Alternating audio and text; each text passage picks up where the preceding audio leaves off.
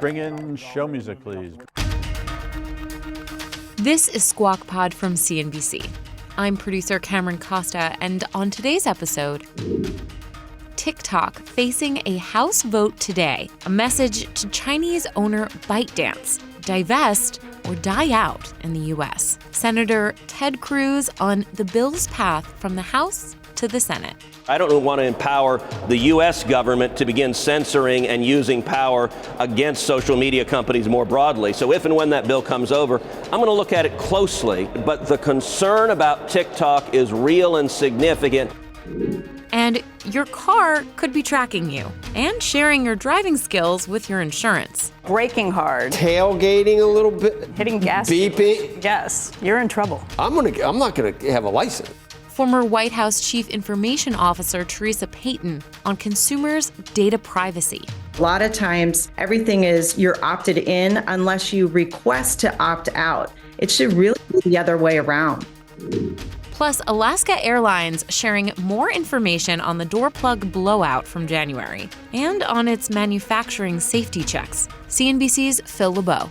I mean, what was it, 89 failures or 89 checks, 33 failures out of 89 checks? Clearly, it shows that they have a long ways to go in terms of manufacturing quality.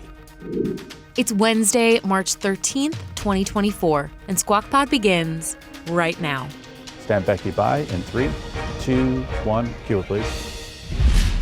Good morning, everybody. Welcome to Squawk Box right here on CNBC. We are live from the NASDAQ market site in Times Square. I'm Becky Quick, along with Joe Kernen and Andrew Ross Sorkin. Happy anniversary. Happy anniversary. Got married on Friday the 13th. And then Scotty's birthday is the 15th. It's the 15th, That's what the Ides of March. It's it's crunch time. So you know what it's like, Sorkin. You have twins, right? Yes. Weren't they born on the same day? They happen to be born on the same day. I know. I think you mentioned that. Got to gear up for that stuff. Meantime, let's talk about this airline situation because it's just remarkable. Alaska Airlines now confirming that the plane that lost that door plug mid-flight back in January, it had actually been scheduled to undergo maintenance later that night. We want to get straight to Phil LeBeau, who joins us right now with the details on, it's been the story we've been talking about, but this detail changes, I think, the entire narrative. It does, Andrew, and it comes down to the question of should Alaska Airlines have flagged the airplane in question earlier for maintenance before the flights. Clearly, hindsight's 2020. You could look back now and say, well, why didn't they bring it in before these flights on January 5th? Here's what's happened and what happened back on January 5th. Remember, there had been a couple of instances where warning lights had gone off within the airplane. That, along with some concerns about, was there a whistling sound in there? According to an attorney representing people who are suing the airline, there had been reports of that. Maintenance was scheduled for the day of the flight, that night, essentially when they came back from the last flight, the flight in question. Alaska's safety chief and the airline say, look, we stand by our decision. There is a protocol that we go through when we say, okay, something needs to come in for maintenance. We felt that we were making the right decision at that time. When you look at the NTSB investigation, remember that the preliminary report, when they looked at the airplane and they looked at the door plug in question, the preliminary report says that, according to the NTSB, bolts were not put into the door plug, and as a result, that was a primary contributor to the fact that the plane, the plug door was ripped off in mid-flight. That investigation, by the way, it continues. There's going to be a hearing in August as the NTSB continues to look into this incident. And as you take a look at shares of Alaska, keep in mind that the MAX 9, that some of the passengers who were on this flight, they are suing Alaska Airlines. And no doubt, if this gets to trial, and often when you have a suit like this involving an incident and an airline or Boeing or Airbus, whoever the manufacturer is, often these never get to trial. But if it does get to trial, you can imagine that the attorneys for the passengers will have a field day with the fact that this was not brought into maintenance before that flight on January 5th. DOJ, FAA, NTSB, they are all investigating Boeing right now. Guys, they've been in the barrel really for the last couple of months, ever since this incident, and deservedly so, given everything that's happened and the revelations that have come out. But really in the last 2 weeks, as more and more revelations have come out, either about this flight or about where things are in the manufacturing of the aircraft, it's been a rough couple of weeks for Boeing, and you have to wonder how much longer this continues here before we start to see things level out a little bit. Phil, can you just make a couple of distinctions and points here? How much of this does it change at all the dynamic around whether this is a Boeing issue or does it become an Alaska Airlines issue if, in fact, they decided not to pursue the maintenance the way perhaps they should have been? Was this part of a regularly scheduled maintenance program? No, it was not part of regularly scheduled. Right, this was something that they had planned. Just to be clear, this was I wanted to make the distinction. It wasn't that they were just putting this into maintenance. They actually had already knew that they thought they were supposed to put it into maintenance. So, but then remember, there were a couple of Andrew. There were a couple of incidents where warning lights had gone off, and they stand by their decision not to have pulled it sooner because, from their perspective, they have a protocol where, using predictive apps, et cetera, that they say, okay, this is what we think should be done next. And they believe that they made the right decision, that it was not a careless decision. They also made some, remember, they pulled it from flying to Hawaii, that it could not fly over long distances of water. They wanted it to be flying the route, I think it was going down to, Portland to California, but it was overland. Or Portland back to Seattle. And so they made some changes there. Hey, Phil, just to point out, 100%, I don't want to remove any of the problems with Alaska Air or what potentially happened there. But just a reminder for everybody who hasn't been following us closely, this is a plane that was delivered to Alaska Air 2 months before. So this was a brand new plane. It only had 154 cycles. Right. One cycle for an aircraft, commercial airplane is takeoff and landing. And the idea that there were no bolts put in that door, that didn't just contribute to it. That's the reason the door plug blew off to begin with. Absolutely, Becky, yeah. But yeah, it's this the primary plane had contributing problems, factor, and yes. Alaska knew about that for at least several flights before this flight. Well, that's the question, Becky. Becky, first of all, it's easy for us to look back now and say, well, you didn't see that they didn't have bolts? Remember, that door plug within an aircraft, the interior, it's not like you can see the fuselage from inside the plane. I understand that entirely, but the idea that you just brought up, I had not known before about the whistling that was heard inside. Idea of that's according to attorneys. That in the New York Times article, the attorneys representing the passengers say that there had been reports of that. That has not been confirmed. Separate from that, we all hear sounds on planes. I look. All of a sudden it goes, and I look over at Penelope. She looks at me, and it's like it's the flaps or something like that. But whistling might get if it's not coming from the galley.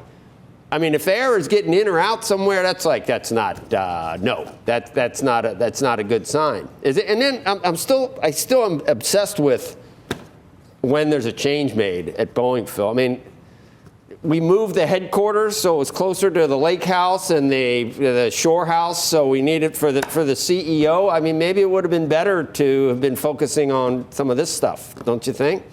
Well, that's at the heart of the complaints that are out there regarding Boeing, that they dropped the ball in terms of manufacturing, quality controls. And yesterday they came out and they said that they will be doing their own audit, and they're doubling down on their efforts to make sure that they're following manufacturing processes that have been set in place. But clearly, when you saw the initial audit that was done by the FAA, I mean, what was it, 89 failures? Or 89 checks, 33 failures out of 89 checks. Clearly, it shows that they have a long ways to go in terms of manufacturing quality. Which is, you had one job, right? Manufacturing quality on an airplane. I mean, isn't? Well, I think it's pretty telling that, Phil, they're changing their compensation structure so that it's not so tied to making your production quotas and much more tied to safety issues. I mean, I think that's. It's going to be a huge part of future compensation there. But they're a long ways from getting back to where people expected them to be in terms of the manufacturing rate. They're capped at 38 per month, and they're not even building at 38 per month right now on the MAX. I think they're probably closer to 31, 32, and rightly so. They want to make sure that they get all of the bugs stripped out of the system that are being flagged by this FAA audit, their internal audit that they're going to be doing this month. And I wouldn't be surprised if they do a few more of those internal audits, because they need to make sure that they are doing it the right way, because clearly they have not been doing it the right way. Phil, it's weird that flights are so hard. I mean, I'm just hearing anecdotally that it's hard to get flights where you need to go. I guess that's not that. I wouldn't think that would happen from that's the capacity, having delayed deliveries. It's happening because some of these things are getting maintenance. I guess some were grounded. I thought they weren't grounded anymore. I thought we should have been back to normal by now. In terms of the overall industry and capacity? Yeah. No, we have far more demand than capacity. No, far more demand than capacity. I know that, like United said, that there were groundings for a while. They were working with 10 or 15% fewer planes. That was gone. Now they actually need deliveries of new planes to satisfy the schedule. Right. Really? Okay. Amazing.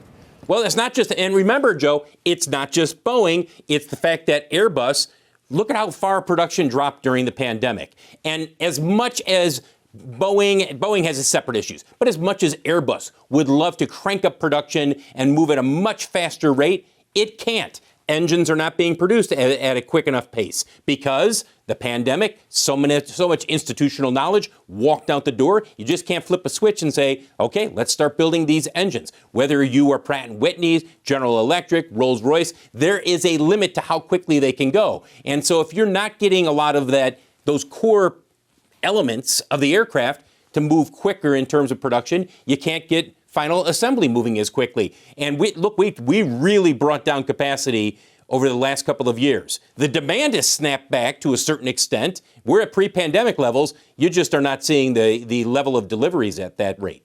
Okay. Phil LeBeau, thank you for walking us through a story that I think is just about as troubling as any these days. Is a Rolls-Royce the Rolls-Royce of engines?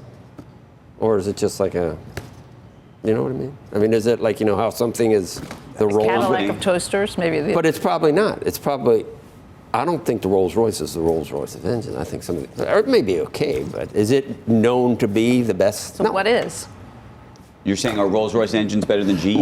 No, I don't know. I'm just saying, that's an expression. It's the Rolls-Royce of whatever. But in this case, I think, I'm fine with the Pratt & Whitney. Aren't you? Well, we don't think it's an engine issue. No, I'm not saying that. I'm saying in general. Never mind. The Rolls-Royce of...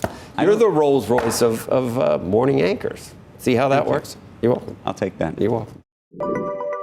Saudi Arabia is serving up a big offer to dominate professional tennis.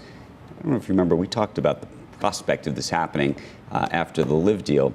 The country's public investment fund reportedly offering $2 billion to merge the men's and women's tours. The Telegraph now reporting discussions were held with ATP officials at the Indian Wells Open, currently being held in California. The deal doesn't include the 4 Grand Slam tournaments. The Saudi-led tour would mean potentially bigger paydays for players. And this is so interesting. The beginning of the golf. This is the beginning of, when they did it with golf. Yeah. Now, this was the next sport you could do it with. Because they're all independent contractors. Because they're all independent contractors. Golf is, I've suggested that one day it's possible that you'll see them go to basketball and say to LeBron and Steph and a couple other people, we're going to create a 3-on-3 league, a summer league. And we'll pay everybody $1 bajillion to have a sort of fun, crazy league. Why wouldn't they? Damn, I thought you said to news anchors. But that's not... I really thought you were going there. You're not a news anchor. Oh, I'm a news anchor. I'm not a journalist. Oh, okay. Got it. Everybody, you can read that anywhere. Cheese will be next. Coming up on Squawk Pod, TikTok facing a big vote on the Hill. First the House and then the Senate. Senator Ted Cruz on what lawmakers want from TikTok owner ByteDance and why. Understand the objective of this legislation is not to eliminate TikTok, but to put it on the same footing as Facebook and Google and YouTube and get the Chinese government out of that business.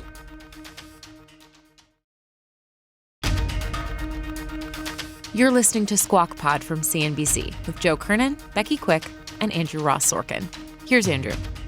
TikTok CEO was on Capitol Hill yesterday lobbying against a bill that would force Chinese parent ByteDance to divest the platform or face a ban in the U.S. The bill is up for a vote in the House today, where it appears to have broad support.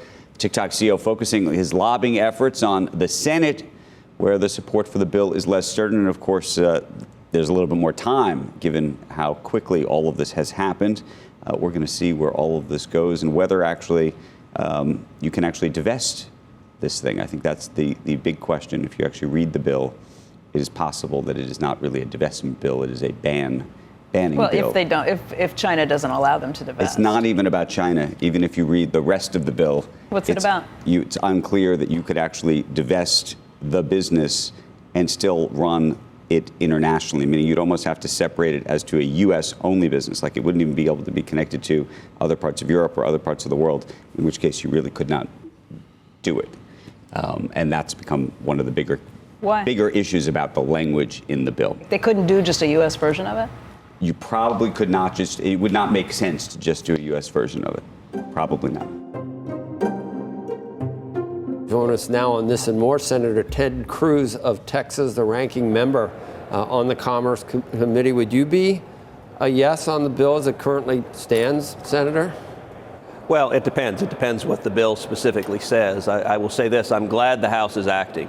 I am deeply concerned about TikTok. I've been very vocal about my concerns in TikTok. We had the CEO of TikTok testify before the Judiciary Committee just a few weeks ago, and I vigorously question him really on two fronts. Mr. Chu, I want to turn to you.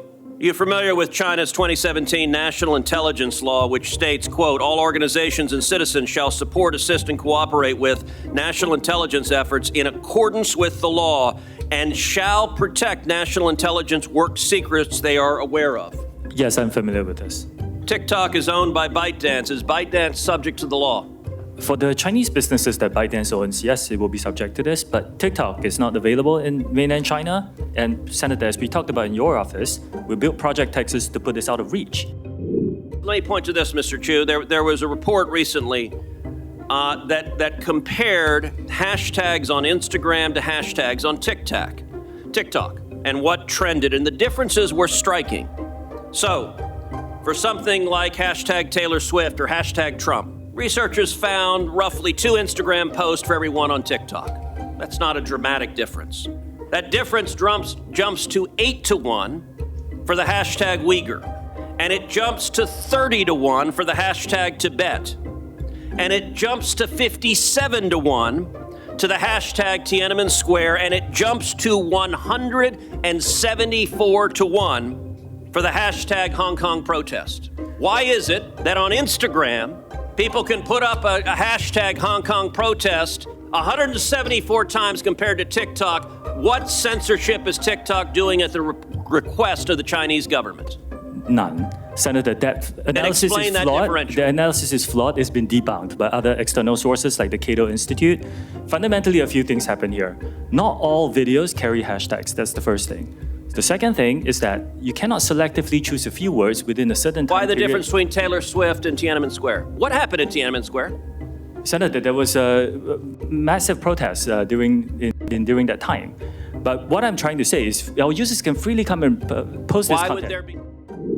I'm concerned about Chinese surveillance and espionage. TikTok is controlled by the Chinese Communist government. It has 170 million users in the United States, and it gives the Chinese government the ability to monitor, number one, what they're saying, number two, their physical location using GPS, number three, potentially what they're searching for and what they're doing with their phone. All of that is concerning, and we also know that China has used it to target journalists in particular, going after them on TikTok. That's one set of concerns. A second set of concerns is the propaganda that the Chinese government pushes on TikTok, and pushes in particular at kids. And I think it is deeply, deeply harmful. You know, you look right now at the Israel-Hamas war that is unfolding. Every age cohort of Americans, when asked, who's in the right, who do you side with? Overwhelmingly, Americans side with Israel, except for one age cohort. and that is 18 to 29. And we see TikTok in particular pushing pro-Hamas propaganda. I think it is deliberate. I think that is designed by the Chinese government. And so I'm glad the House is acting to address what I think are very serious risks.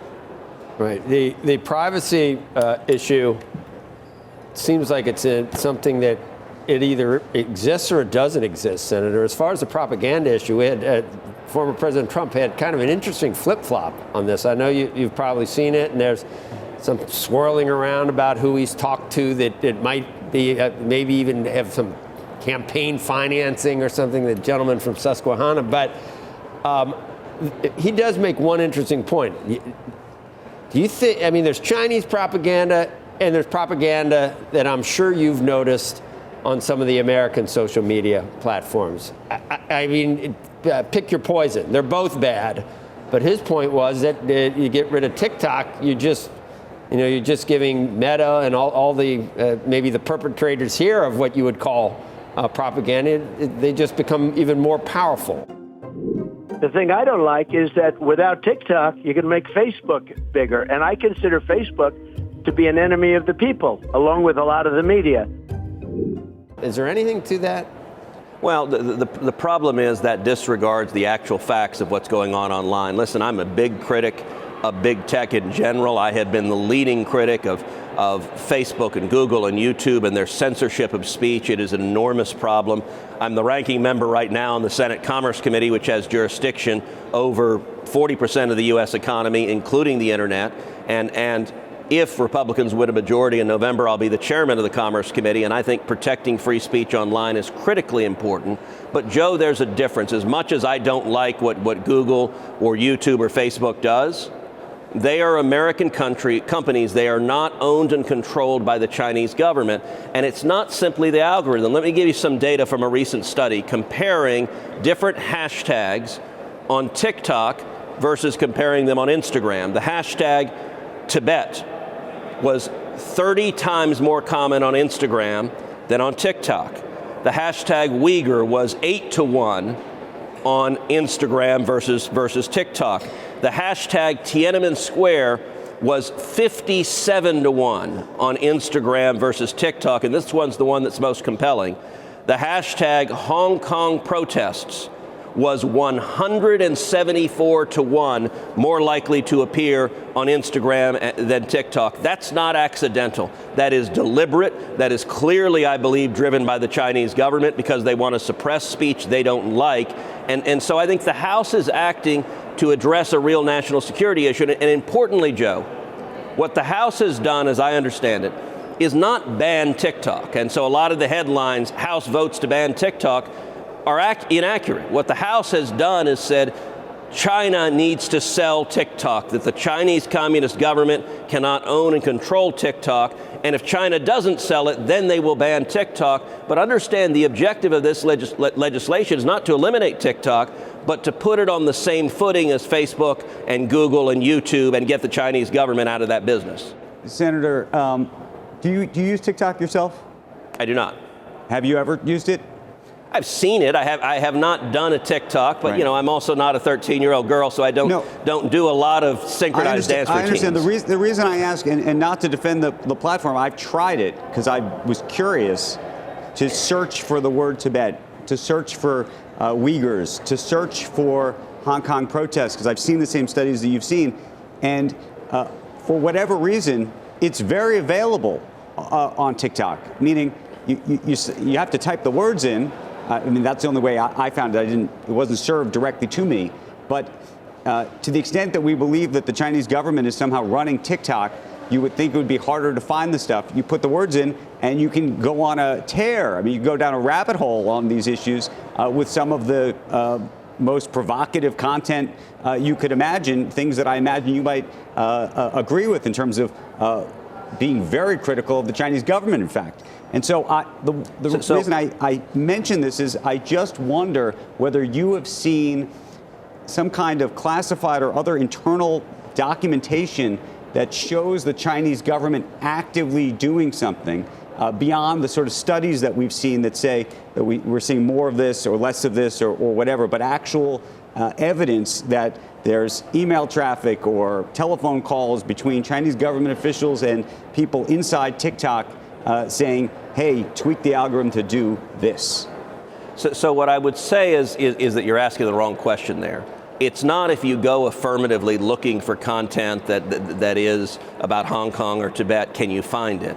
It is rather, what is TikTok suggesting to the user? Because one of the most powerful tools any social media company has is their suggestion algorithm of watch this next, and it's how they drive a message. And I'll tell you, our knowledge of this has grown exponentially ever since Elon Musk purchased Twitter.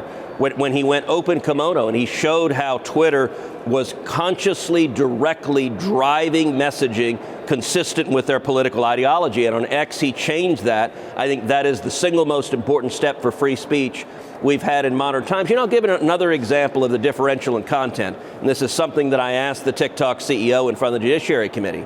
I said, how come in China, when Chinese kids are using the equivalent of TikTok, your Chinese product, they're getting videos on math and science and education and discipline.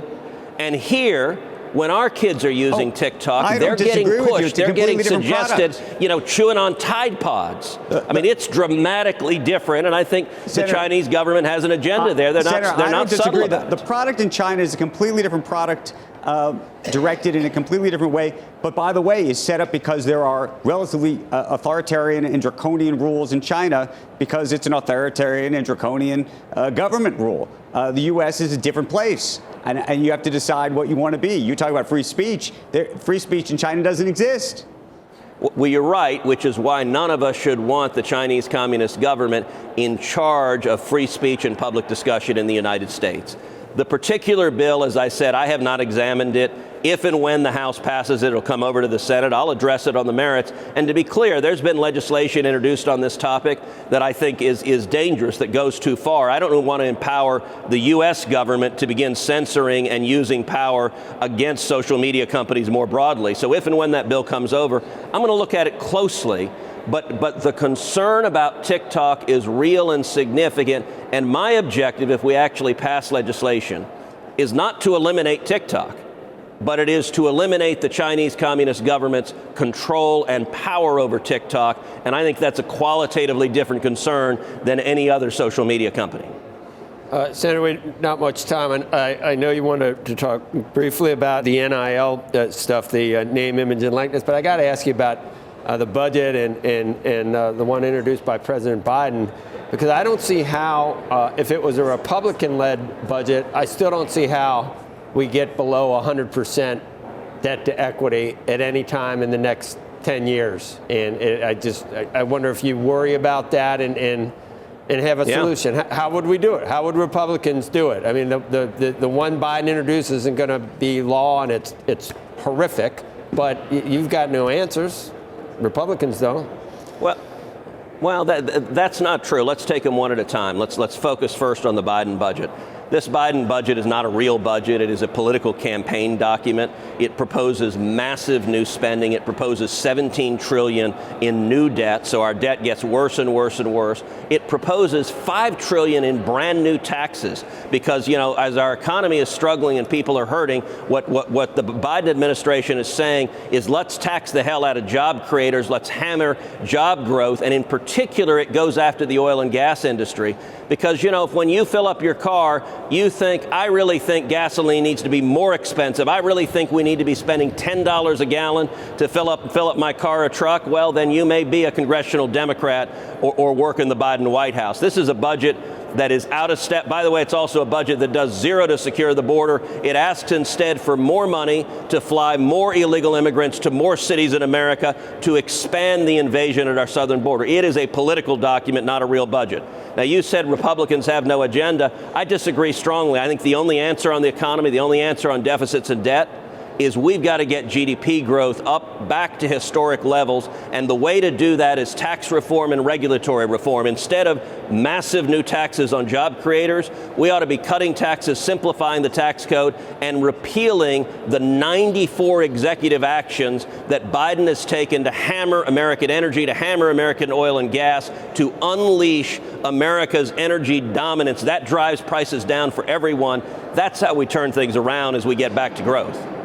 All right, Senator, we're out of time. We'll get you next time on some of the stuff you've introduced on NIL, if that's all right. Great. All right, thanks. A couple of notes on the interview you just heard. Since that conversation, the House has indeed passed the bill to the Senate. And if you want to hear former President Trump's thoughts on TikTok in more detail, scroll down on your feed. An extended interview with him aired on our Squawk Box, and you can catch it anytime right here on Squawk Pod. Still to come on Squawk Pod, a surprising report from the New York Times on the cars reporting driver behavior to insurance companies, who then are hiking prices, and not necessarily with the driver's knowledge. White House Chief Information Officer under President Bush, Theresa Payton, on the rights of consumers and the data privacy issues at play. Businesses do need the opportunity to optimize, modernize, and leverage the data that they have, but we also need the opportunity as consumers to opt into that.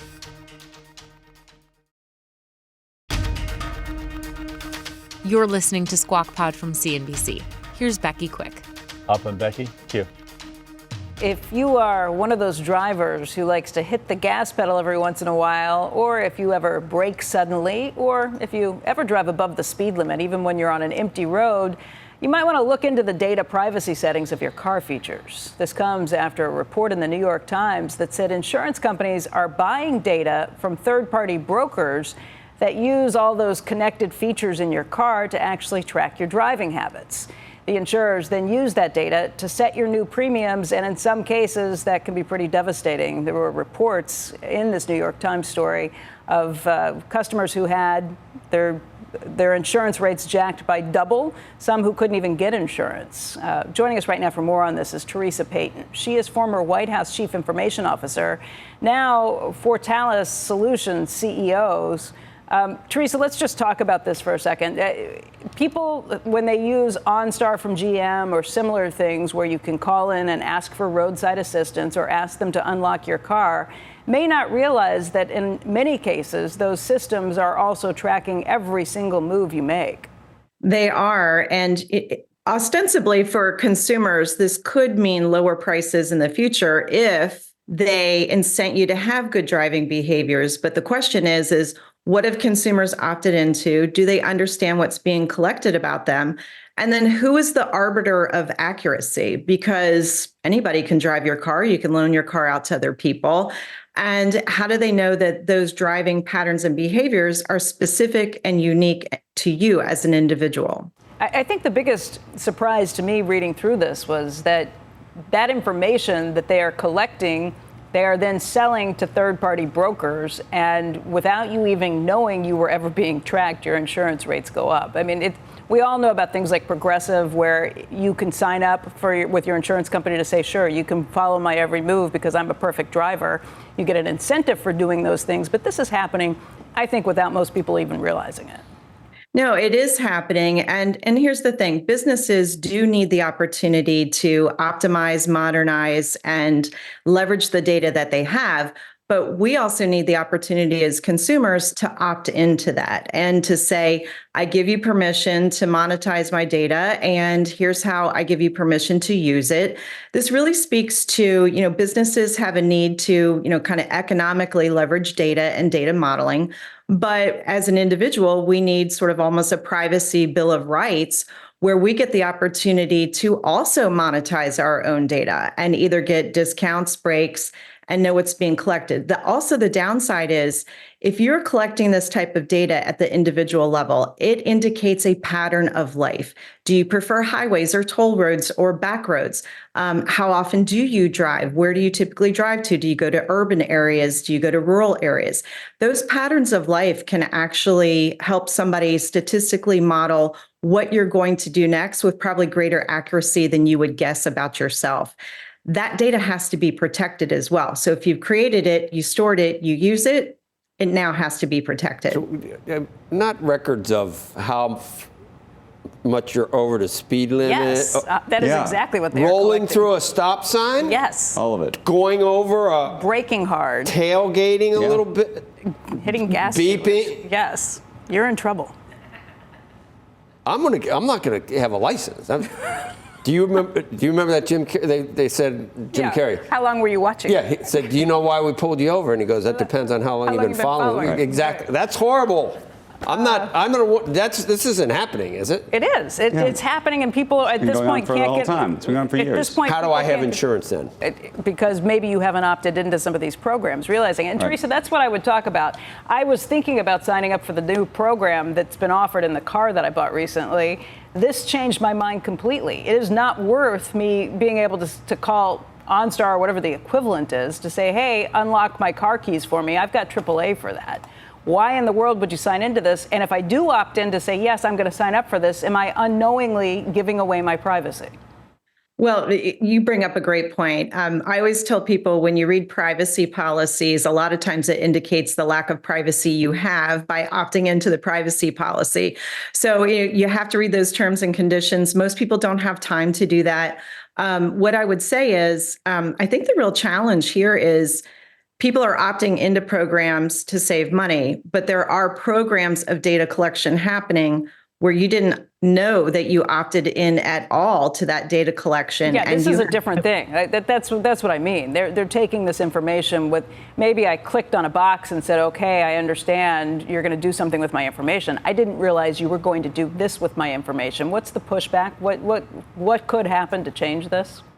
Yeah, I think what has to happen here is the Hill has to come together and agree on some type of privacy bill of rights for individuals where, because this is not just an issue for the automobile industry. This is an issue across a lot of industry verticals where data is being optimized and monetized, and rightfully so by businesses to try and give us better pricing and to give them better profitability.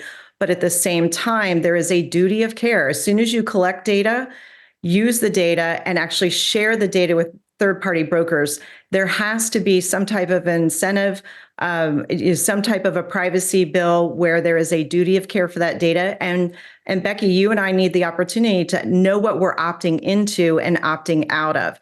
That's the other thing too. A lot of times, everything is you're opted in unless you request to opt out. It should really be the other way around. 100%. It's buyer beware. Don't sign up for these services. That's what I would say for now. Theresa, thanks for your time today. Thanks for having me on. That's the podcast for today. Thank you for tuning in. Squawk Box is hosted by Joe Kernen, Becky Quick, and Andrew Ross Sorkin, weekday mornings on CNBC starting at 6 a.m. Eastern and going all the way until 9. Please don't forget to give Squawk Pod a follow and maybe a review wherever you're listening to us. And come back tomorrow. Another episode will be right here. Have a great day. We are clear. Thanks, guys.